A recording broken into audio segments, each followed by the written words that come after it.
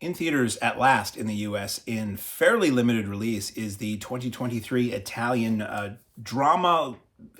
I'm hesitant to call it a comedy, but it's a drama with some light moments in it, entitled There's Always Tomorrow. This is shot in black and white. It is in Italian with English subtitles, and it is set in Italy just after World War II. So there's still some American occupation, but lives are sort of getting back to normal. And it really revolves around this sort of hapless, put upon mother of a small family. She's got a daughter who's about ready to leave the house and two younger boys who are just nonstop slapping each other and fighting.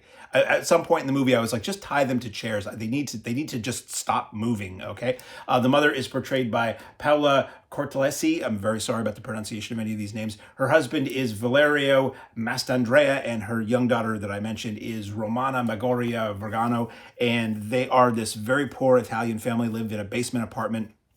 The wife's father-in-law, elderly, bedridden father-in-law, lives in another room, and he's just a nasty piece of work. He means well, but he just has rarely a good thing to say. The husband is very abusive. The daughter is just trying to get by, and she has a young boyfriend who she's hoping will ask her to marry him, and his family owns a sweet shop, and hopefully he will take her out of this squalor and out of this domestic violence and out of this sadness. And it's just a very small film about this family, but it really focuses on the mother and how she tries to keep the family together, how she takes the abuse so that the abuse won't fall upon her children, and how she tries to find a little bit of independence and maybe an escape as the film goes along.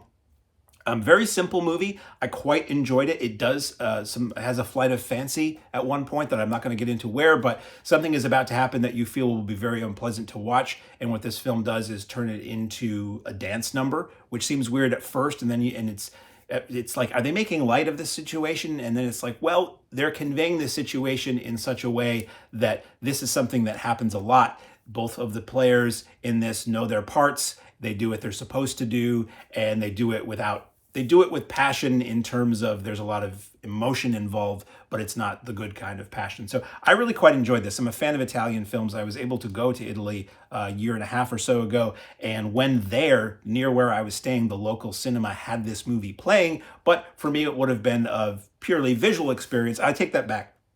There are a couple of sequences in the film where our heroine meets up with an American soldier in passing, and she doesn't speak English and he doesn't speak Italian, but he speaks English. So as you know, if you're anybody who watches a lot of foreign films, anytime somebody speaks English, you're like, I don't have to read the subtitles for a moment. I can just enjoy the moment and the visuals and what the person's saying. So there is a little English in the movie, but otherwise I didn't see it in Italy because I would have liked to have gone to see this or any film in Italy just to see what that whole experience is like. But I'm very excited this film is here now, that I did get to see it on the big screen. I think it's quite good. It's who knows if it's Oscar worthy. It's probably being released too early in the year for that to be something. But if you like films set in Italy, if you like the old post-war Italian neorealist films of the 40s and 50s, this is something you want to check out on the big screen. It is set in the past. It is in black and white, and it has a very, very good message in the end, and fairly moving when it does do its thing. It makes anachronistic use of music occasionally, which normally would really bug me, but maybe because it's a foreign film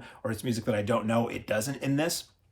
It just uses contemporary musical language. They're not singing the music, it's just being played in the soundtrack, but it's contemporary musical language to convey something that the characters in the 40s are feeling that maybe makes it a bit more relatable to an audience in the 2020s. At any rate, in theaters, briefly, so you may have to run to find this, There's Still Tomorrow.